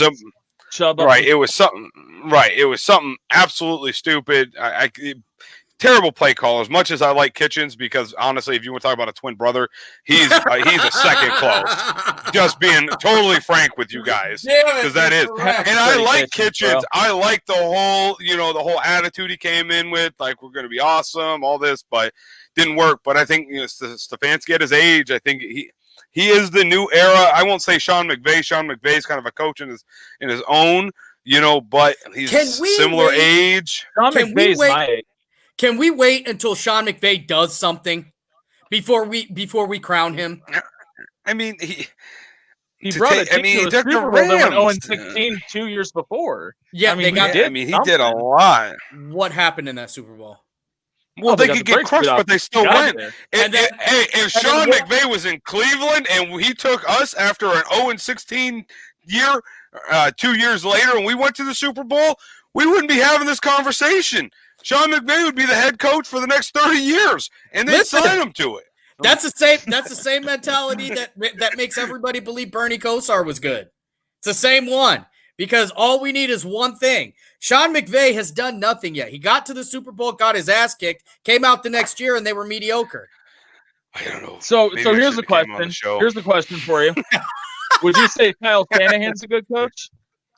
I think Kyle Shanahan's a good coordinator. He's a genius coordinator that is a coach now because he's an OC in San Francisco as well as the head coach. I think he's a good coordinator. I think Freddie Kitchens was a good coordinator. I think he was a better position coach. I don't think he was the coordinator last year. He was the head coach and the OC running the whole show. Right. And that ship got blown away more than the Pirates of the Caribbean taking it out on another ship. I don't think he could do both. I think he could focus. I think it was too much for him at one time. Sean McVay, I think he's a coach. I think people are all over him immediately because, he was a young guy with a different off. I think, honest to God, I think people thought he was this generation's Bill Walsh. And the problem is Bill Walsh won a lot. He won a lot. Right. So you got to win a lot before I'm going to give you that. I'm just now giving Belichick credit. How do you just now give Belichick credit? The NFL, regardless of your position, whether you're a player or whether you're a coach, you do not know from year to year, and in some cases from a 6 months time span, if you're going to have a job. The NFL turns more crap than anything else in the world. Oh, man. But there's no one there thinks they're going to have the same coach year after year. Nobody does, except if you play in New England and Pittsburgh. Except if you play in Pittsburgh. That's it. Yep. Or New Orleans. They've had the same head coach. Since there's like grade. 3 to 5 teams that are regulars that have the same coach. That's it. Other than that. Here was what my problem with Belichick has always been. And it was the same problem I had with Phil Jackson. It's the same problem I still have with Phil Jackson. When you have the best at a position like quarterback, it's very difficult to give the head coach as much credit. Tom Brady was out there doing everything. So you have to wonder, is it Tom Brady? Is it Belichick? Where is this success coming from? Why can't it be from both? It could be. It very well could be. But at some point, you're going to wonder which one. Hey, this year is going to be amazing because if Belichick goes out there and makes the playoffs and Tampa Bay gets their ass kicked up and down the field all year, it's really going to drive people like crazy. And if Bruce Arians is going to have a heyday when he starts winning with Tom Brady and Rob Gronkowski, man. That boy's going to be. You mispronounced stroke. Stroke? Yeah, he might actually have a heart attack when he finally starts winning. He's 117 years old. He also has heart problems. Yeah. Oh, my God. Sorry. Whew. Had to rehydrate there. With my 4-4 on goal brought to you by Puro. Well, you know what? Listen, guys. So let's go ahead and get right into this, but since it kind of organically popped up. Cam Newton signs with Belichick and the Monsters. Let me just chime in real quick. Bill Belichick absolutely stole Cam Newton from the market. Of course he absolutely did. They Does signed he do him anything any other way? Listen, they signed him to a veteran minimum, right? Veteran minimum with incentives that are up to like $7.75 million. His only guarantee is like $1 million. We're talking about MVP caliber quarterback. And he's pumped about it, which I guess he's pumped because he's going to a team that they had the or that they're the greatest over the last 20 years or 10 years, last decade. No, they're past that. Yeah, there is no question. Right. And it's the aura that they have. But we'll find out this year. Is that aura the same without TB12? Down there. Listen, I don't think it is, but everybody is pissing and moaning and saying how, first of all, Cam Newton is washed up. He's too old. He's not going to do this. He's not going to do that. Blah, blah, blah, blah, blah. So Cam Newton got hurt last year. The year before he got hurt, he threw for, I had it in front of me, 24 touchdowns and 13 interceptions, which is still a hell of a lot of touchdowns to throw for. That doesn't even count the ones he rushed for. That doesn't count. His passing yards per game was like 250 yards a game. The dude's a gamer. He's a baller. The Patriot. Now he's going to go to a team that is probably the best coach team in football. Belichick's the best coach in football. So, I can't wait to see what he does here. You really got to ask yourself, though, like a legitimate question here. Do you question Belichick if Cam Newton goes there and they can't get it together? No. Okay. No, because I don't think so. I'm gonna re excuse me, Corona. Oh, listen, Jake Newsom, don't you tempt me with a good time. I'll make that happen. I'll make that happen, Captain. So Ashtabula's newest motto. Tom Brady got injured, and I do believe it was Matt Castle, wasn't it? The quarterback that came in. Yep. Yeah. Matt Castle came in. So earlier I said the aura, and I really didn't think it through. So I'm gonna, redact a few of my statements, but I'm not gonna say them all because I can't remember what I said now. But Matt Castle came in, and they went. I think they were like 5-2 into week 7. Yeah, they went something like that. They had a year. Right. They were right. They went to the. They went. Yes. So 11-5 that year with Matt Castle, which good for him. That cat got paid because of Bill Belichick by Kansas City. And then they also did it again temporarily. It was a shorter span, but when Jimmy G was there, Jimmy G, they were still like 4-1, something like that. And guess what Belichick did? He didn't rely on his quarterback. No. At all. He relied on everyone else but him. All he was a play caller, a signal caller. That's why I'm so like interested. The New England Patriots, to me, for the first time, in my opinion, for my watching of football this year, for the first time in probably 10 or 15 years, are the most interesting team to watch in football right now. Because I see where you're going with that. Yeah. I'm not like they've always been a good team, but this year that storyline is unreal. The one difference we're talking about though, right now with Cam Newton versus like a Matt Castle or Jimmy G, when Matt Castle was playing for the Patriots, they had an elite defensive back group. Their linebacking core was stacked. They had Dante Hightower. They had they still had Jamie Collins. Vince Wilfork was in the middle for them. And then when Jimmy G was in there, they still had elite defensive backs. They had a great defensive line. They had good linebackers. Now, great point, Patriots defense is not that great. So he has to rely on Cam Newton more now. So that's the big difference, I think, when we talk about Cam versus those previous instances. I don't think that Bill Belichick is going to rely on the strongest point of his offense or defense.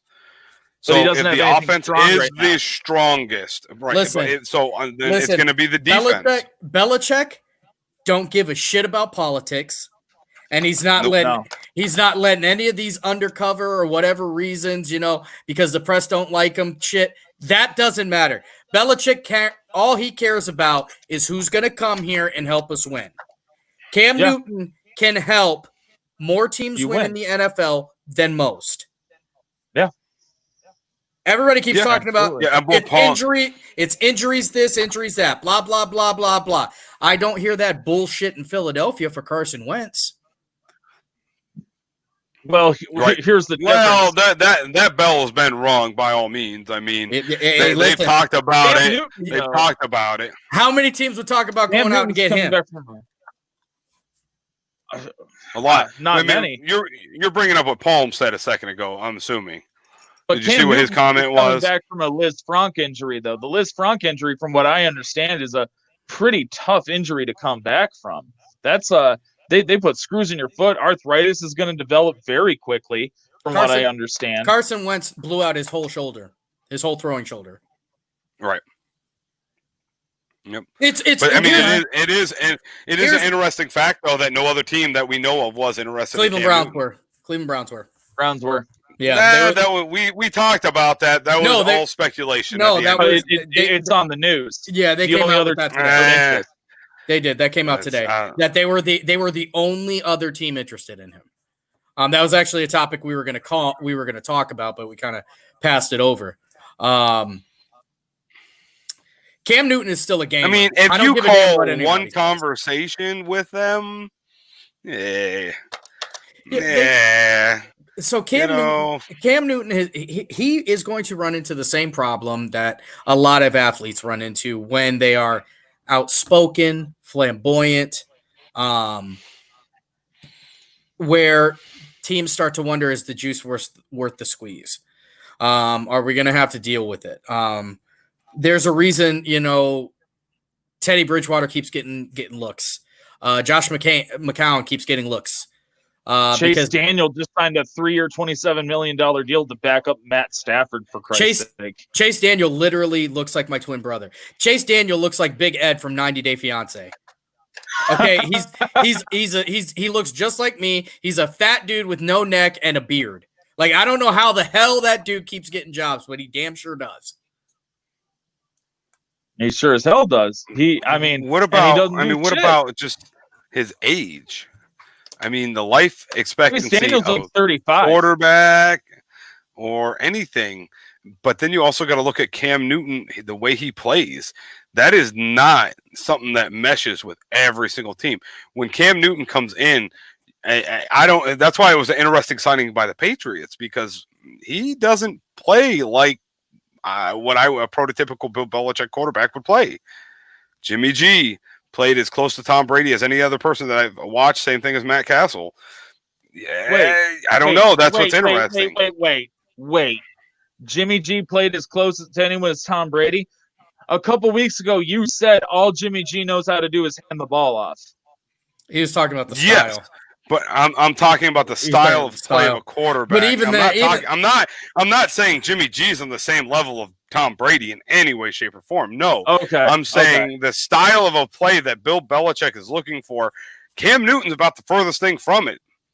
He's not really a pocket quarterback. He's not. But so maybe at his age, it was like in the conditions. You have to expect that. I don't know how they do it, but maybe that's possible. Listen to this, though. Randy Moss is as far as from a Patriot receiver as you can be. Yep. I don't know. Receivers, that's a whole. You're comparing apples and oranges. No, you're not. Like, what I'm saying is, what's a prototypical Patriot receiver? A small white guy from a small college who might be Jewish. No, it's guys like Edelman. It is guys like that. You know what I mean? Route runners, underneath guys who fight hard for the ball, not crazy over the top athletes. Belichick figured out what he had and then used it, even if it was only for a year. I told you, I just recently started giving credit to Belichick for being maybe the best coach ever. Maybe. He's definitely going to go down as the best coach I've ever seen. Oh yeah. I think it's going to be interesting to see his pivot, because good coaches pivot. A good coach can pivot with his talent. You know what I mean? Like, just because you had Joe Flacco in Baltimore doesn't mean you have to draft another Joe Flacco. You can get a Lamar Jackson and move your whole team around. You know what I mean? Yeah, it's like with the Atlanta Falcons. They had Michael Vick, and then they go draft the antithesis to Michael Vick and Matty Ice. Total change, man. Like, you want to talk about not drafting a prototypical Atlanta Falcon quarterback. Vick was a small, mobile dude, and then they go draft a big-ass white dude with a shit-eating grin on his face that I think I could outrun a 40-yard dash. I just also want to put it out there that I hated Matt Ryan when he was at Boston College too. So let that be known. I hated Matt Ryan. It took me years to get around that. Man, I love playing as Matt Ryan in NCAA football 09, man. I'll tell you what, brother. I was a goat with Boston College. But here's the thing. I just want to let you guys all know, because Cam Newton sucks so much. 15 minutes after he signed with the New England Patriots, they immediately moved up in the Vegas odds from outside of the top 10 to third in odds to win the AFC this year. So this isn't just people, talking crazy shit. Vegas is usually dead on, because Vegas only cares about money. So yeah, they had the Browns pretty high up there last year. Yeah, the Browns should have been now. They should listen. The Browns are the only Vegas. Vegas was dead on. They were dead wrong. They are Vegas proof. The Browns are Vegas proof. The Browns are Vegas proof. I start to wonder if the only team that of of Browns that are going to win a Super Bowl is like a team of scabs, because every time we get talent, some crazy shit happens. It never fails.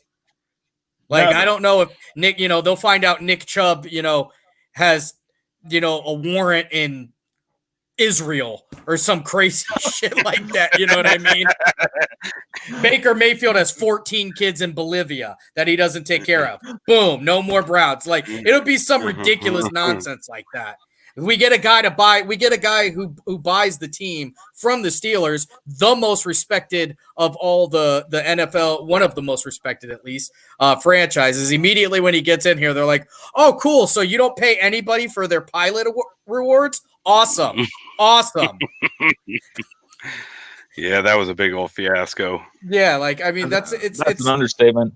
we always talk about like that's so Cleveland. So, but yeah, the Patriots are odds to, the NFL would love nothing more than Jake's wet dream of Patriots and Buccaneers in the Super Bowl. I mean, you could not write a better script for that. No, you couldn't. Yep. Like, you really could not write a better script than that. How crazy would that be? No. How crazy would that be? Tom Brady, the professional, goes out there to a new team. Tom Brady, a quiet dude. He goes about his business. Cam Newton, the new Patriots QB, out there with his wild-ass hair, a babushka on his head, and a Tom Ford capri pants on. You know what I mean? Like, how would the media eat that up? You know what I mean? That'd be crazy. Listen, I love it.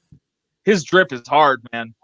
I know that everybody loves when I throw out my Nick Wright, Shannon, Skip Bayless, Cowherd takes.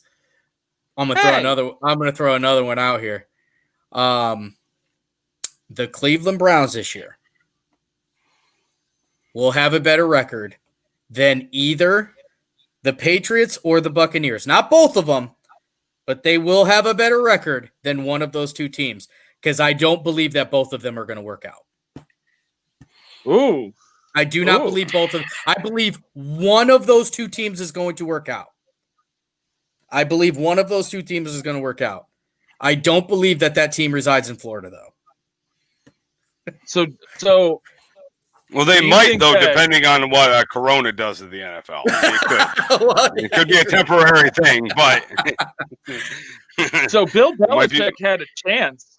Bill Belichick had a legit chance to go out and not have a good year and then draft Trevor Lawrence from Clemson, the highest touted QB in years from college. And by signing Cam Newton, do you think he's not putting any stock in Trevor Lawrence? it's a 1-year deal. It's So- a no. prove No, it. that It's a doesn't matter prove it. because of the No. draft What position. he's saying is No, I mean, so Bill Belichick doesn't play the draft game.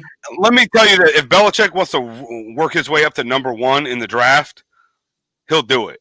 I promise you. If he loves a quarterback that much, there's anyone out there that can play the draft game better than anybody else, it's Bill Belichick. But he doesn't play the number 1 overall pick draft game. No, he plays They- the number 64, 72, and Bingo. 105th Yeah. draft pick game. If What- he wants him, he'll get him. Here's what Bill Belichick does. Get you some. Justin Fields goes out this year and, tears his Achilles and doesn't finish the season and drops completely out of the first or second round. Belichick comes in and scoops him up in the third round, knowing he's a great quarterback, and then they're set for the next 10 years. That's Bill Belichick drafting. Bill Belichick is not going to accept the first overall pick ever. First of all, I don't even know if the Patriots could get that. He might blow that stadium up if they ever got that bad. Oh, someone would die. Yeah, That's for sure. I just can't see him doing that. But Trevor Lawrence isn't going to the Pats, man. He's going to go to some god awful team, probably the Raiders. But I think let me make sure Give the Browns. Let me make sure I want to stick with this. He trade number 1 for 23 fourth round picks. Yeah, boy. You are listen. That's exactly it. That is how Bill Belichick plays the game, right there. Well, we know he won't be getting his 3rd round pick this year coming up. Well, yeah, you know what? let's put that out there too, because Patriots get punished for recording illegally again. Does anyone really give a shit that they got caught? I mean, let's just be honest. All right. So the worst case scenario is you lose a 3rd round pick, which, don't get me wrong, it's important. They could care less about the $1 million fine that the NFL slammed on them. You think Robert Kraft cares at all about $1 million? No. No, but you know and what? then wasn't there another fine? Yeah, they can't. Right, They can't have TV crews. Right. Yeah. So they can't have TV crews. Nothing. But Belichick gives no you-know-whats about that happening to him. None. I mean, and right, against the Browns and Bengals, that's, of all the teams, John's right. Why they did it, I don't know. Who knows? I mean, that's what I don't understand either, because you could literally beat those guys with you could be playing Madden and just call the plays you called on Madden. That's how good those two teams are coached.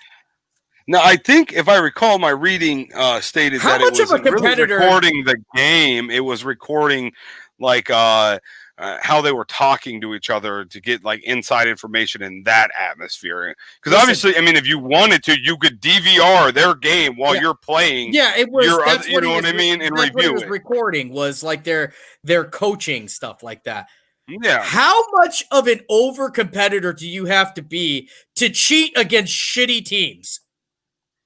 Like, I just don't understand that. But I'll tell you what, the Browns have sucked over the last 20 years, but some teams I remember beating are some of them Bill Belichick Patriots. They do. And it's like on like Thursday night football or Monday night football, the Browns are hyped up that year. It's supposed to be their breakout season, which it still sucks.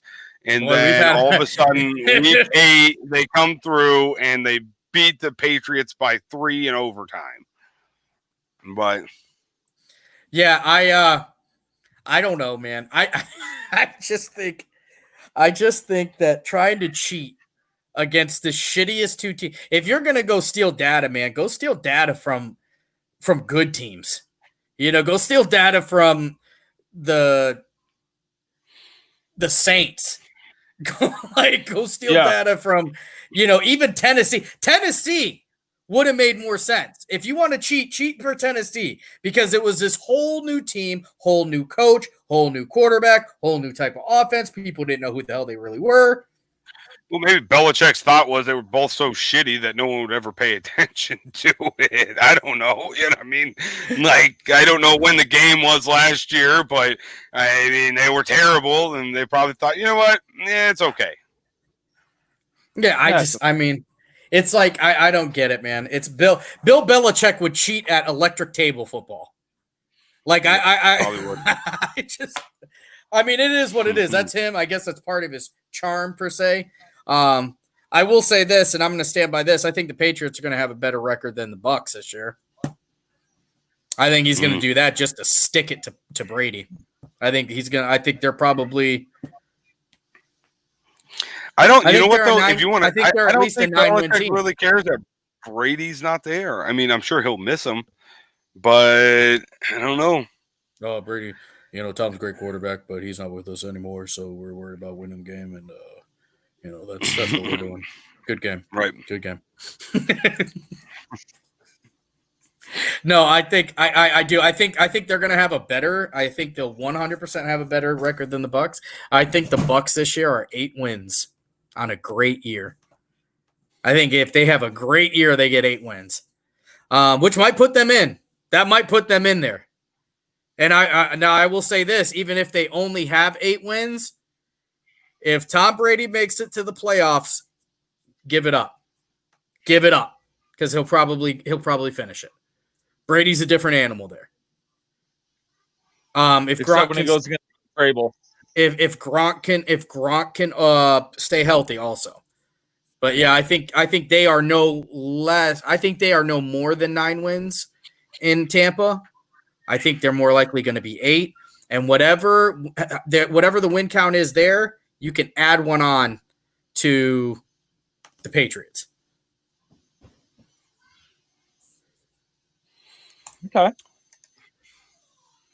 Okay, I like that. One of the other things that they came out with today, which was, naturally obviously made sense, is as soon as Cam Newton signs with the Patriots, OBJ was immediately getting traded. One of the things that OBJ came out with today to put that to bed instantly is I'm staying here, basically saying how happy he is. I actually read the tweet where he said, I still have unfinished business here. So that's a good thing for the Browns. It never really ever fails. Every time, it doesn't matter what. Anytime a quarterback has signed anywhere, I really think the NFL wants OBJ out of Cleveland because it's very hard to market him here. Not only because it's Cleveland, but because we have Baker Mayfield who just can't seem to get him the ball. Here's the thing with OBJ, when you're in that kind of position, so he kind of. So he was injured all last year, right? Yeah. Trade talks all last year. He played injured. Yeah. They talked trades all last year, all the way up until the trade deadline, and it went away. When you're in the position that he's in, you are always on the chopping block. It does not matter. He can squash the trade rumors all he wants. But legitimately, in the background, I'd be willing to put money that Stefanski's not necessarily shopping him, but I'm not saying I wouldn't be surprised if he's not taking phone calls just to see what they have to say. That's just what it is in that position. And the Browns are a new regime again. These are all players from the old regime. I'm not saying they're going to break them down like Sachi did, but here's why I disagree with you. Because of what he did with Thielen and Stephon Diggs. He's got, I won't say a better version, but definitely an equal version here in Cleveland with those two. And if we can get the same output that they got in Minnesota with those two guys, the league better watch out, man. They have got to watch out because we'll be coming. I don't know if that's I don't know if that's gonna come by way of Baker Mayfield though. I'm still not sold on him. I do know that Case Keenum can do it though, so we at least have the pieces. So what would it take to get sold on Baker Mayfield? 1 year? Like, if he has one good year, would you be happy? Honestly, no. And then I don't need that much time. I don't need that much time. If he comes out for the first half of the season and has his shit together, and he doesn't even have to be a league leader. If he's out there and he's, 8 touchdowns and 3 picks, but we're winning ball games. Okay, let's go. Then we can win with this guy. But if he's out there, and his touchdown and interception rate are neck and neck, and we're a 500 ball club, we go into our 8th game at or our 9th game at 4-4, dude, beat it. We have to get rid of him. Like I said, he'll never make it to the 9th game. I'm telling you. He's got 5 weeks, man. He's got 5 weeks, and so it's all going to matter on what he puts. What happens if in 5 weeks he goes, 4-1, and then he decides to take a. It won't be on Baker at that point in time. It won't be on Baker at that point in time. If he's throwing picks, it absolutely is on Baker. Right. Okay. So in that aspect, but that the whole, everything. The record is only everything you're talking about is based off of him throwing picks to interception ratio. Yeah. So the record picks to touchdown ratio. Yeah, but the record, the win-loss record is only going to serve as like a cherry on top. So if he's if it's iffy, but we're winning ball games, he's good. If he's iffy, but we're losing ball games, you're gone. The wins are what's going to really determine how long he's here. It's hard. So I'm going to respond to Sconey. Sconey on here says, this one here, don't be a fence rider. And then he says that I'm hating too. And I'm going to tell you something, Scone. I love Baker. I think he has all the talent in the world to do it. I really do. But as a Browns fan for the past 2 decades of my life, you have no idea what to expect, and you're always assuming you're always assuming that it's going to be the worst that comes through. And I've rode the fence. I mean, we've had 3 quarterbacks, I don't know, however many, lost count at this point over the past 2 decades. That means there's more than 1 quarterback per year since '99. Oh, I mean, it's been trash. We can't help but ride the fence only because, like what you said, you can't. We're like, no, I'm not. I don't want to. We're not. We're like somebody that keeps getting beat up. Okay, if you keep getting your ass kicked, you're always expecting that punch to come, whether the fist is clenched or not. Okay, and that's what it's like being a Browns fan. So right now, Baker, his fist is clenched based on his play from last year, because he came out at first and he was like, I'm not going to beat you up. I'm going to at least be mediocre. I'm going to get you over the hump. And then last year he showed up in the same shape as me and just sucked up the room. So now we're all waiting for him to step in and follow through and punch us in the face so we can draft another quarterback at 22 next year and suck again. My personal opinion is that Baker gets through the slump and he comes out gunslinging. Listen, that's my personal opinion. First to admit if I am wrong about Baker Mayfield. I hope I am wrong. I really, really, really want to be wrong about him. I really want to be wrong about him. Because if I'm wrong about him, I still win. Because those boys right there are still winning football games if I'm wrong. But damn it, I've done this before with Johnny Manziel. And I was like, you know what? This is our guy. I'm going to back him. Let's go. Oh, Brian Hoyer. He is, he's a hometown boy. Let's run with him.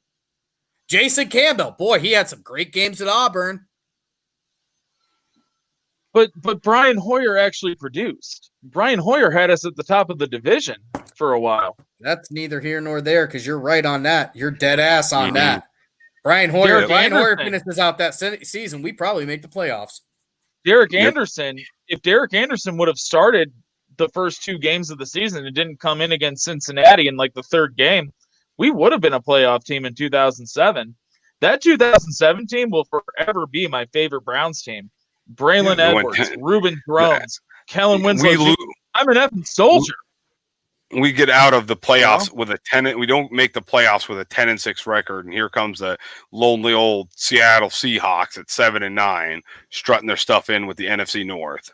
Yep. Mm-hmm. Yep. Speaking of those, he was a Pro Bowler. Derek Anderson was a Pro Bowler. Yep. One of the things we kind of wanted to talk about was the fact that Dak Prescott actually finally signed his tender. So he is going to be a Cowboy now. The Cowboys have said to one of the guys the topics we didn't hit on here was Jamal Adams. Jamal Adams as a Cleveland Brown makes a lot of sense. Jamal Adams solidifies our defense. I don't know that he's coming here. Put it that way. No. He right now the number one suitor for him is the Cowboys. They are said to be the number one suitors for both Jadeveon Clowney and Jamal Adams. So the Dallas Cowboys at this point are in line to get the 2 best defenders on the market, the 2 best defenders left on the market, pardon me. And they've got their guy at quarterback. Are they a Super Bowl contender this year? No. No. Every year they're a message, Super Bowl contender. What message does it send to Dak Prescott? If you're talking about hold on a minute. Jamal Adams.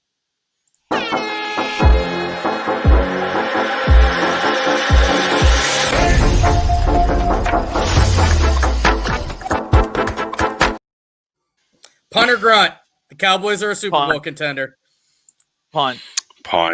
As much as I want to grunt, it's a punt because every year they're like the Browns last year, but over the last 8 years, it's the same rhyme and story and reason. They got the greatest wide receivers, the best running back, standout quarterback, offensive line is great, and then they blow the season up at 8-8. And Jerry's World blows everything up, and that's it.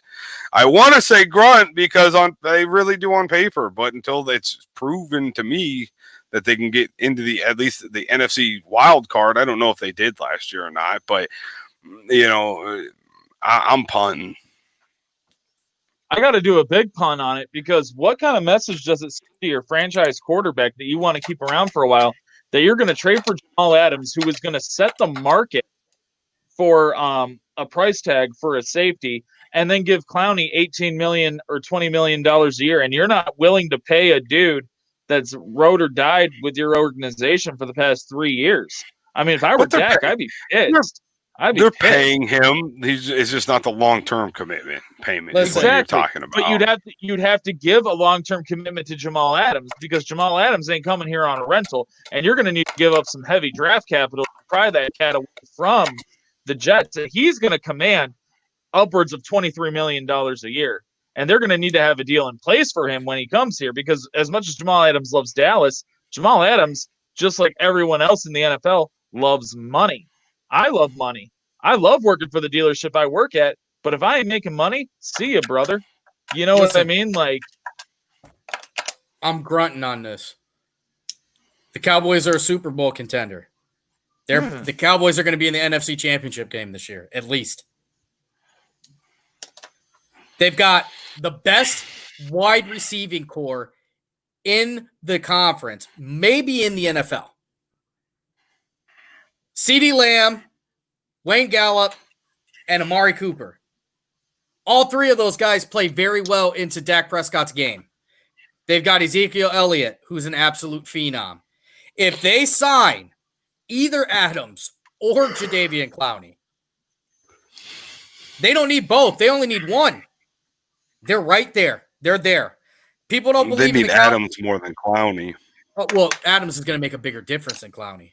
Yeah, Adams is going to make a much bigger difference than Clowney. But guess what? Here's the thing you're not taking into account, Tom, and this is one of the reasons why I think Adams actually might be going there. Next year, they get more money, so the contracts are up. So they're getting a bigger TV deal. Okay. So there's going to be more money for them to pay Dak Prescott. So the gambling man says, bring in Adams. Let's win it right now. Just the way they did it. You remember how they won it, or how they did it in the early 90s was they had their core of studs, and then guys just joined the team. Guys just started joining on the team. So that's really where they could be. So I am grunting here. The Dallas Cowboys, you hear it first. They are playoff contenders. They are Super Bowl contenders. They're going to be in the NFC Championship game this year. I don't know that they're going to win it, but they're going to be there. I don't know. I was just looking at the past 5 years, and they've just hit the wild. I mean, it's last year the Cowboys were almost as churched up as the Cleveland Browns. Genuinely, they were. They were almost as highly touted as what the Cleveland Browns were supposed to be, and they went 8-8. And they got Jason Witten back. Jason Witten, the one of the best tight ends of the past 10 years, came back, and he was fresh. I mean, he was also 100 years old, though. I don't know. I don't know. I look at their team. I have a lot of faith in Ezekiel Elliott. I really do. I think he's a stud. I think they're an NFC Championship at very minimum. Very minimum. Their NFC champion game. They go deeper into the playoffs than the Buccaneers. How about that, Jake? I guess until they prove that they're going to go past the wild card. I'm sorry, until they prove past the divisional playoffs. That's when I'll start thinking of them a little higher. But it's tough. I mean, the big curveball this year is going to be Mr. Mike McCarthy. So it's going to see how he does it. That's going to be the big curveball. Mike McCarthy has never had this much talent ever. No, He has never had that much talent at the skill position.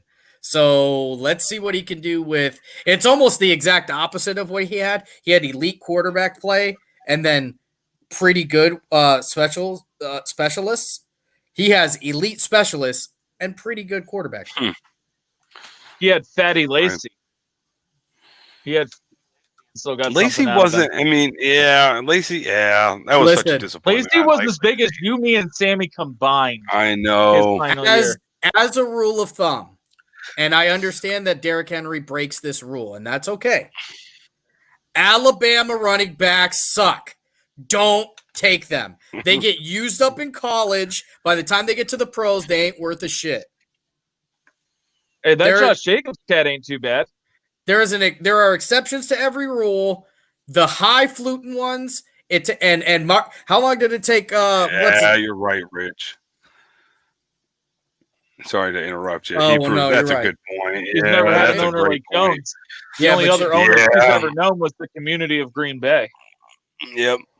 Yeah. Yeah, but what's worse? You know what? What's worse, playing for Jerry Jones or playing with Aaron Rodgers? Because that's about six in one hand, half a dozen the other.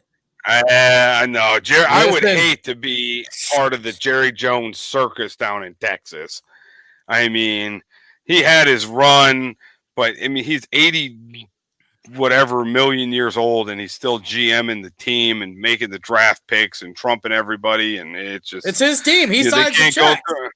I know, but I mean, it's Jimmy Haslam's team too, and I mean, he's doing the same thing. Yeah. No, he's not. Yes, no, I know he's not. Jerry Jones and the whole family down there in Jerryland is just that's a circus of Barnum and Bailey-esque that I've ever seen.